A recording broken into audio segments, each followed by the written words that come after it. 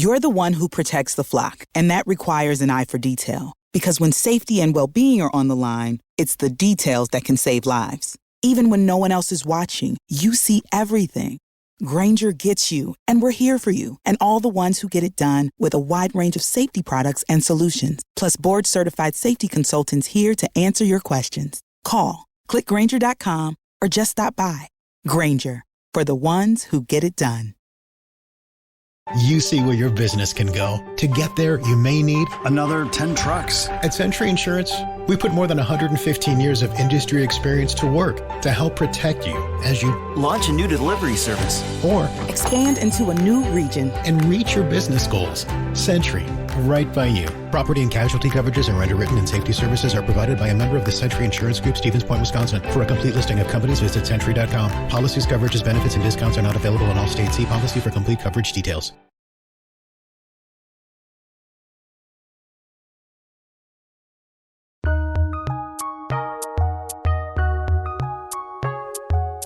Welcome to the Fantasy NBA Today podcast.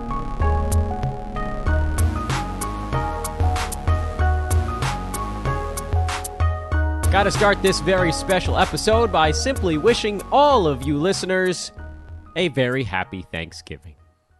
Good Thursday to you.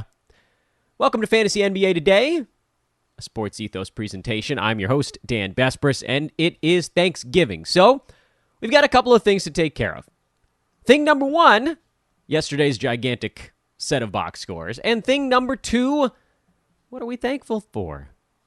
In no particular order. And in fact, I think I'm going to flip them. So this year, before I even introduce you guys to what's going on here on the show, I just want to thank you all for listening and making this unquestionably the biggest 365 most recent days in the history of Fantasy NBA Today. I want to thank you all for following on Twitter, for making that actually kind of crazy that 14,000 plus people seem to care what I'm putting out on social media. It is, fantasy sports is kind of a niche industry. So when folks are like, oh, Dan, you're podcast host. I'm like, yeah, fantasy sports podcast host. But it is ultimately very, very cool. I'm struck weekly by the fact that folks care what I have to say, and it is like NBA players are always talking about how they feel humbled by it. I don't think that's the right word. I think it's just really flattering. It's cool. Like I'm not gonna deny that it's fun to have a little bit of sway in whatever weirdo little industry we're working in. So thank you guys for listening. Thank you for making this my day-to-day. It's fun. It's exciting. And I hope we can keep on winning. So I am very grateful for all of you guys out there. Really do appreciate everything you've done. Thank you to those that continue to rate and review the podcast. If you have a moment here on Thanksgiving, that's something I can be thankful for. Please do rate and review on iTunes, in particular, Fantasy NBA Today. Open the podcast app or iTunes on a computer, but probably on mobile. Open the podcast app on your mobile device. Search for Fantasy NBA Today. Don't just, because you're already in there possibly listening to the show right now. You got to go to the search button, type in the name of the show, click on the show title, and then you scroll down there. It doesn't let you do it when you're just like in the shows that you're already listening to. It's so dumb. That's where it should be. Because then it's folks that are active listeners of the show. I don't get it. Apple, please explain how that makes any sense to me. Whatever. Let's do this one kind of quick. It's a little bit of a lightning round today because everybody's got Thanksgiving stuff going on. Football's already on the television. You guys are probably not even really paying attention to basketball at the moment, but I'll sort of pull back to what we talked about yesterday. This is your opportunity to get a leg up. The day like today, no basketball games. Everybody's going to just be like, oh, whatever. Brr, brr, brr. And you, not you, you're hunting, you're diving, you're grabbing, you're making your moves today. You're not waiting for tomorrow when everybody's starting to pay a little more attention again. Although I admit, today all the way through the rest of the weekend, folks are not going to be particularly tuned in on this stuff. All right, let's head back to yesterday. Minnesota beat Indiana 115-101, and there were very few surprises in this game. Jalen Smith continues to be droppable. I don't know why folks are fighting me on this one anymore. Look, I'm I'm the first person to say I thought he was going to have a better season, but 42% from the field, 69% at the free throw line, and just not doing things anymore. He is one not decent game from being outside the top 200. We wouldn't be having this conversation on anyone else. There are almost no other players in fantasy sports outside the top 200 where there's a big argument happening about where they should be rostered or not. It's just not happening. It has to do with the fact that he was drafted in like the 8th round, so everybody feels this connection to him, and I kind of get that, but outside the top 200 people, some of the worst seasons that folks are having right now, like Terry Rozier just shooting the bottom out of a barrel inside the top 200. Josh Giddey's at 182. Jabari Smith Jr. in Houston, 195. With all of these guys, I see it going back and forth on the internet. Should I bother? Well, not Rozier, obviously, but a lot of these other ones. Should I bother holding on to this guy? What should I do? The only one where I've said, I think this guy can probably get dumped, and I get this massive pushback is Jalen Smith. And I think it's because myself, many other analysts, I wasn't alone, thought he was going to have a really good season. So this dude's going in the 80s and 90s in drafts. You're like, all right, I don't cast him off, but it's not the end of the world. You know, Colin Sexton went in the 90s. People have been very happy to drop him. That's been a pretty easy decision. People are asking whether or not they should drop Herb Jones. I mean, there's a lot of Keegan Murray, Christian Wood, who was going earlier than that, Sadiq Bey, all of these guys. Should I drop them? But for some reason, with Jalen Smith, nobody's willing to do it. It's okay. I got it wrong. A lot of folks got it wrong. If it comes around, it ain't happening soon. It's going to be a minute, and that's okay.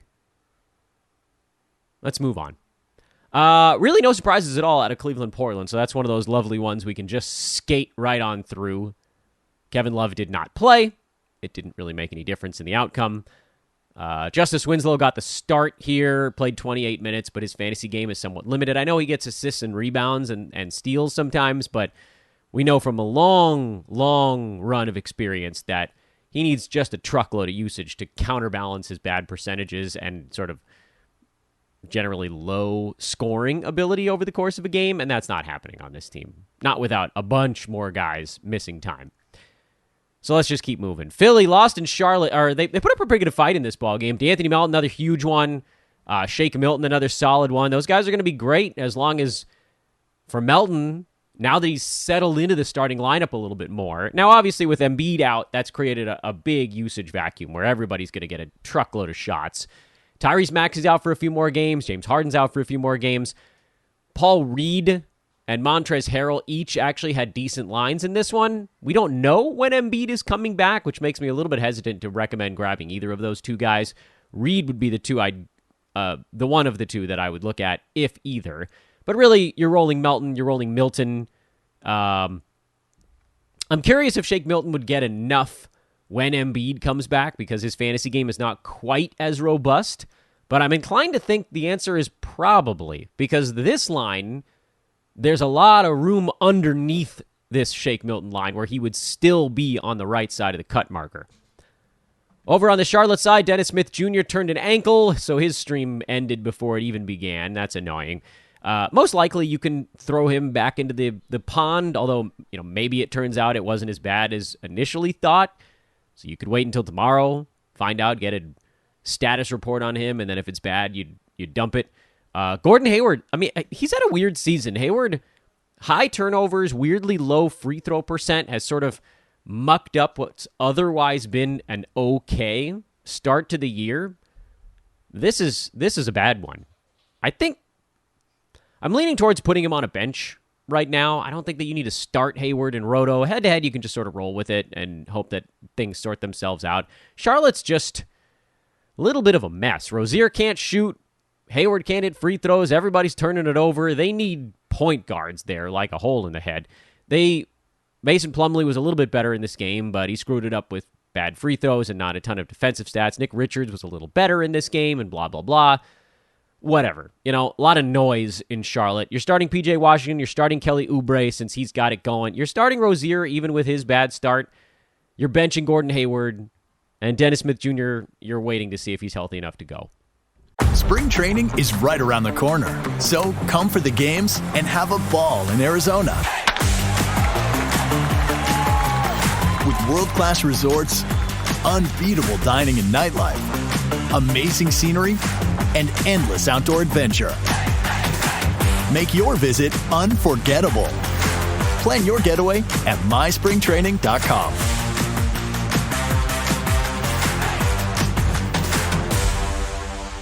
Get ready, Ohio. FanDuel, America's #1 sportsbook, is coming to the Buckeye State. And to kick things off, you can get started with $100 in free bets as an early sign-up bonus.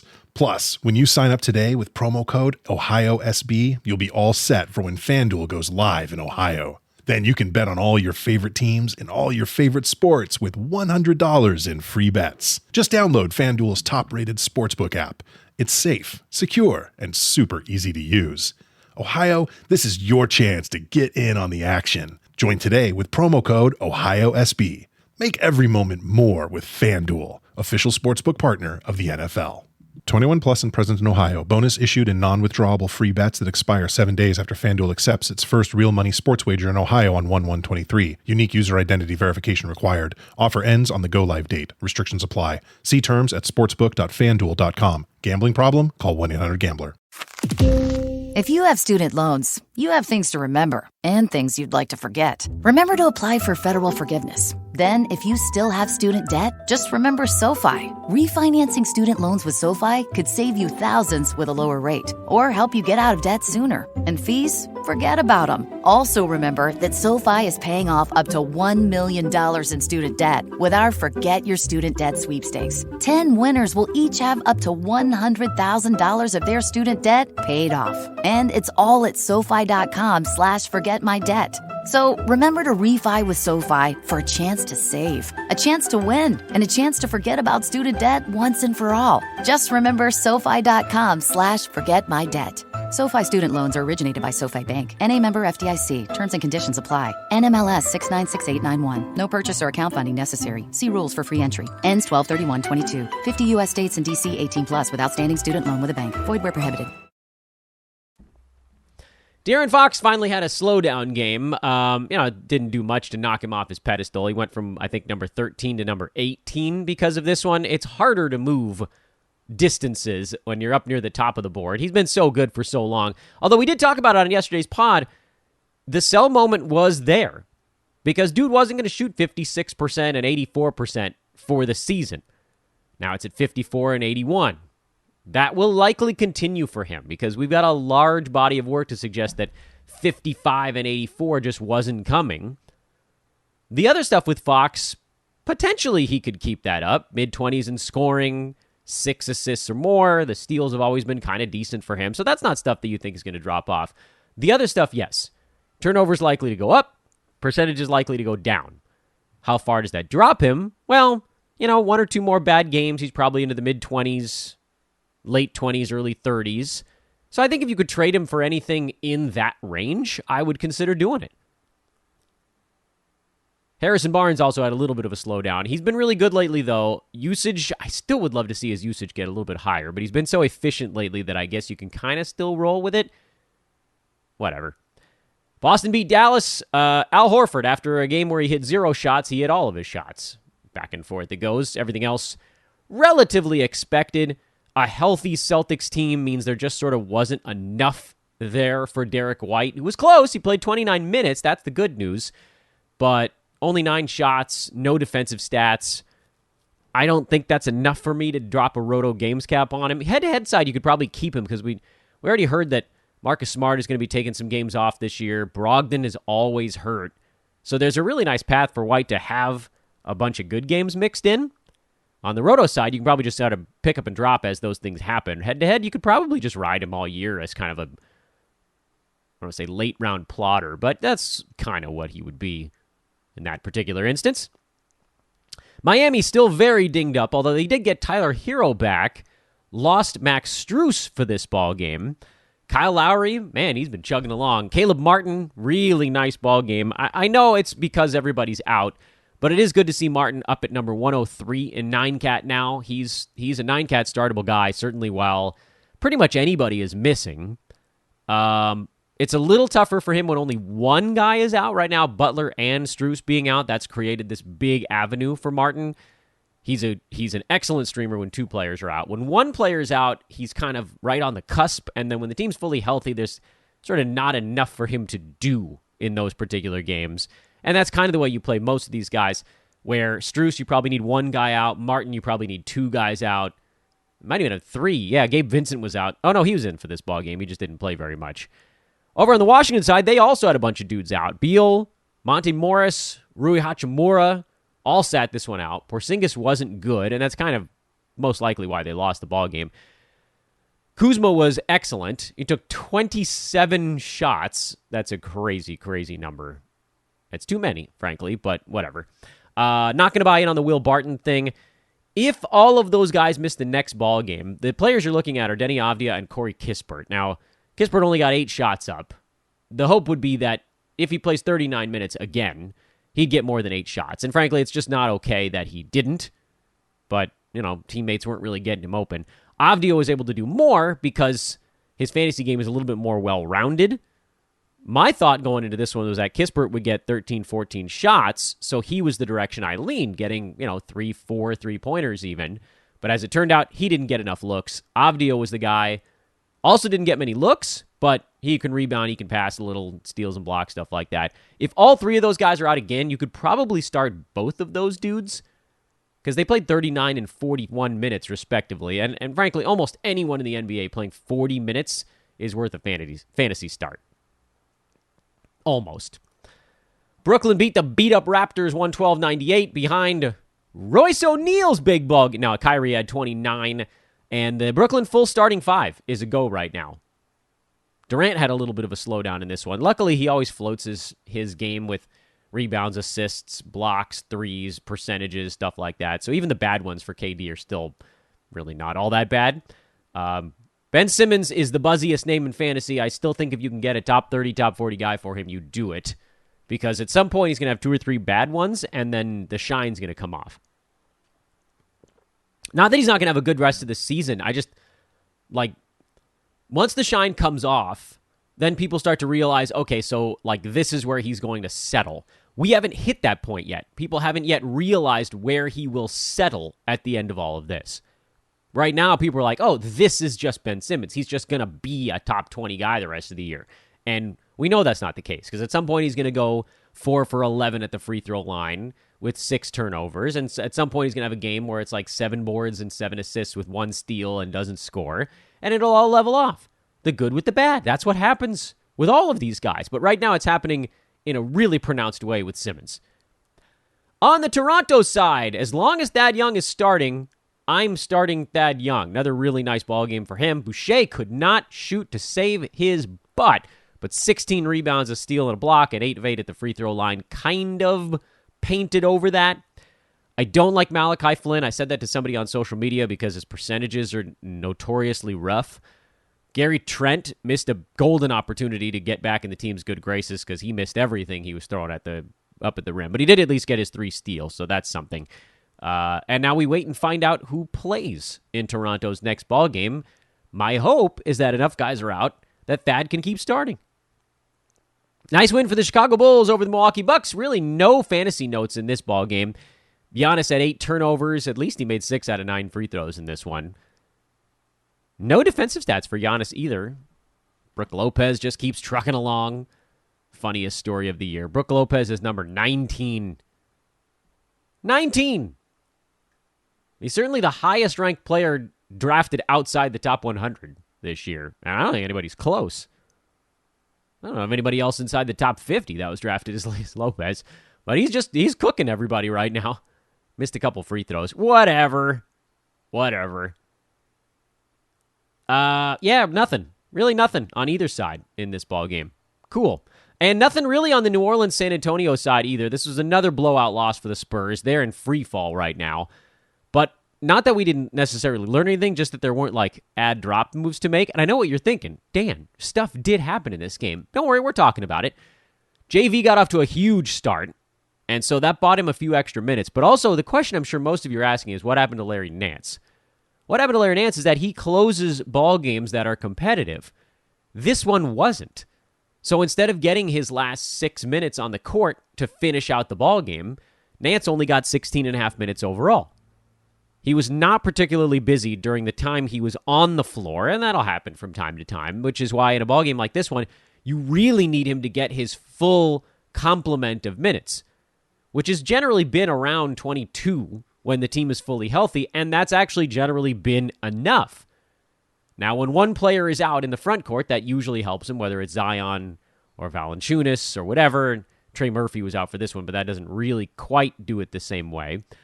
But Nance has been good enough even with everybody in, provided they need him. And in this one, they didn't need him. Meanwhile, Herb Jones is a tough one. I don't have Herb anywhere, which tends to make it harder for me to give you a good piece of advice on what to do with him. I have precisely 0 Herb Joneses. I looked at that team and I was like, all right, so the best case scenario here for this dude is he gets 2 steals a ball game, but he basically doesn't get to shoot the ball because he's in a starting 5 with Valanciunas, Zion, Brandon Ingram, typically CJ McCollum. That doesn't leave a whole lot else. And this one, no McCollum. Jose Alvarado, by the way, a very interesting stream if McCollum misses any more ball games. I don't think he will, but you never know. And then with Herb, healthy or not, he was always set to be a steals specialist this year, which, mind you, hasn't really come. He's only at 1.1 steals per game, but also the minutes are at 28 and lower in this ball game, and they don't have to play him in every ball game. He was, by the way, a similar victim where, they didn't need his defense in this one because they just beat the crap out of the Spurs and didn't have to look back. I think if you can, you should hang on a little bit longer. But again, I don't have him on my roster, so I can't feel the frustration quite the way that many of you could that have him. I think you could probably drop it, and I don't think someone would immediately pick him up, which is usually the barometer of all right, well, if I cast this guy into the ocean, do I lose him forever? And the answer here is probably not.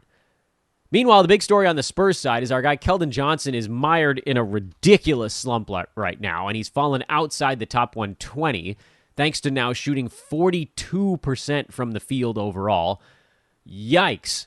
He's fallen right off a cliff. It's a buy low, by all accounts. He was better, I think, fantasy-wise, when he was playing power forward, because not all of his shots were three-pointers. He was able to get in there and get a few rebounds. That hasn't really happened this year, but he's been able to take care of it with a ton of three-pointers and just a ton of scoring and a steal per ball game, and that's generally been enough. But this shooting slump is crazy. I don't know what it would take to get him, because everybody saw Keldon run top 50 for the first 2 weeks of the season. Now those folks that don't have him on the roster probably haven't even noticed how bad it's been lately for him. But those of you that have Keldon, you probably do. So if somebody offered you Alexei Pokusevski, you might take it. Meaning if you have one of these guys, if you've got somebody who's hovering in that 75 range, you might be able to pull this thing off. And I'm not talking about 75 on the way up. I'm talking about 75 and just sort of stuck. I don't know exactly who that is. I'm looking at the board. Maybe Marcus Smart might get it done. Kind of a boring name, but everybody knows that there's a nice floor to it. Wagner. Conley, if he wasn't hurt, would have been a good one. Jaden McDaniels, Bobby Portis, Kelly Olynyk. These are guys that you could probably get him for. Denver took overtime, but they did beat Oklahoma City. Nikola Jokic. Yikes, that's a big one. Bruce Brown, also a big one. Aaron Gordon had a big one. But of course, when half a team is out, you just sort of start everybody that's left. No Jamal Murray, no Michael Porter Jr., no Bones Highland for Denver in this one. So pretty much you can throw out the data here, other than to say, look, if one player is out, it typically means good things for Bruce Brown. Unless I think that one player is Jamal Murray. That's where you're like, okay, so Bones is going to be the guy that gets it. But there was no Bones here. And then you also had a wing out in MPJ, who's kind of been the team's small forward throughout. And Bruce Brown can pretty much play every position on the floor, including center when they've asked him to, which maybe except point guard. And he kind of was the point guard in this one, besides Jokic. So, Brown slots into that mold we've been talking about of players that they just need any one guy in the starting lineup to be out, and they move across the cut line. Certainly when 3 players are out, well, you see what happens. Triple-double and a big one. On the other side, Alexei Pokusevski looks good. 13 points, 3 assists, a steal, 3 blocks. Just go ahead and fire him up. And then you've got the roulette wheel everywhere else. Isaiah Joe was a winner yesterday. Jeremiah Robinson-Earl was a winner yesterday. Jalen Williams was a meh kind of winner yesterday. And you just leave them alone. You can keep them on your watch list if you want. Just sort of check in on OKC every night. Find out if any of those guys is getting minutes for 3, 4, 5 consecutive ball games. And then make your move, but you didn't be missing out on all that much anyway. Detroit beat Utah. This was kind of a surprise. Killian Hayes hurt his calf midway through this ball game, and that probably means more Corey Joseph. Yikes. Nope. Pass. Marvin Bagley had a better ball game, but he only played 21 minutes, which actually is a really good piece of data on Jalen Duren. Now, Isaiah Stewart is not that far away, but if Duren is out there getting the Lions' share of center minutes, which he did in this one, 27-21. He won that center minute battle. 27 minutes is more than enough for Duren. I know he didn't score a ton, but 7 boards, 2 steals, and 2 blocks. That'll get the job done, kind of regardless of what else you're doing. Duren is real close. If he's not there, he's really close. Malik Beasley, outstanding stream, 29, 11, and 5 with 8 3-pointers. He was right on the cusp when the team was mostly healthy. And then the lock of Mike Conley just made this one a pretty easy call. Kelly Olynyk still rolling. Jordan Clarkson still going. Walker Kessler got 21 minutes in this game. If he gets 21 minutes, he's going to block a ton of shots. That's what he did here. But I don't think that's happening most ball games. Something to keep an eye on, though, if they decide that Kessler can overtake Vanderbilt. I don't see it, at least not in the immediate future. But keep watch. And then Colin Sexton, in his second game filling in for Conley, had 17 points and 12 assists. That's a much better ball game for him. He's now 1 for 2 in his Conley fill-in games. And I think if he has one more good one, I would probably consider adding and starting. And then you also kind of have to watch the matchup here. Detroit's a very bad defensive team. And so that lent itself to a little easier scoring for Utah. They didn't guard anybody, but it was nice to see Sexton get some assists at the very least. I think you watch him for one more game, and if somebody else goes and picks him up, that's fine. It won't really cost you all that much. And then Warriors beat the Clippers 124-107. There's really just only so many absences the Clippers can take. No Kawhi, no Paul George for this one. The guys I mentioned on social once we got that news were Marcus Morris and Norman Powell. They each had decent ball games here. Marcus Morris has been pretty reliable all season up until like the previous 2 ball games. Terrence Mann also had a better game. His fantasy game comes and goes a little too much for my liking. So if indeed this is what we have again on Friday, I'll just go Marcus and Norman again. And then for the Warriors, they just, they piled it up. Big blowout win. Andrew Wiggins fired his way back up the board. He's back up to number 27 after he had been kind of slipping a little bit. Not slipping after this one.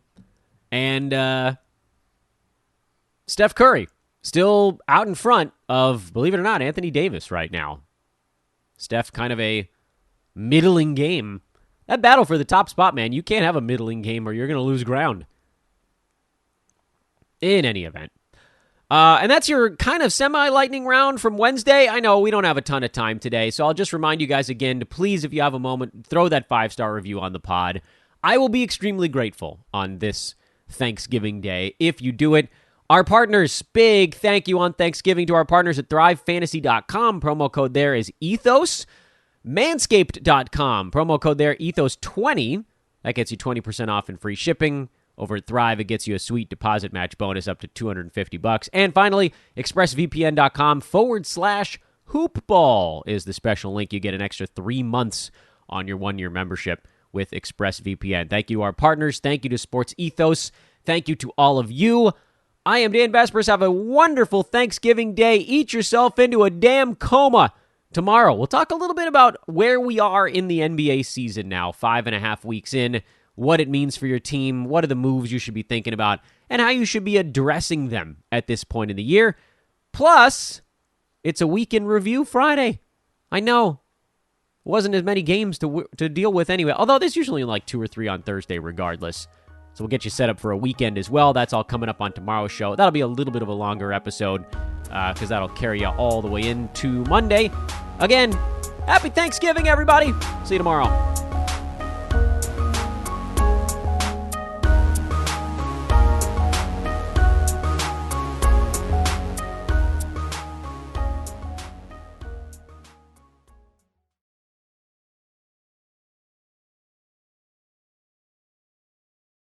Hey there, BreezeLine has a holiday gift just for you. 1 month of free internet for all your family's gift sites, book flights, and movie nights. Get reliable, fast internet with speeds starting at 100 megabits per second for just $19.99 a month. Plus, free Wi-Fi your way home for the first 12 months. And your first month is free. BreezeLine wishes you all a happy and bright holiday season. If only they could give you a little holiday relief from all the matching family outfits. Service subject to availability. New residential customers in select areas only. Visit breezeline.com for complete offer details. Spring training is right around the corner, so come for the games and have a ball in Arizona. With world-class resorts, unbeatable dining and nightlife, amazing scenery, and endless outdoor adventure. Make your visit unforgettable. Plan your getaway at myspringtraining.com.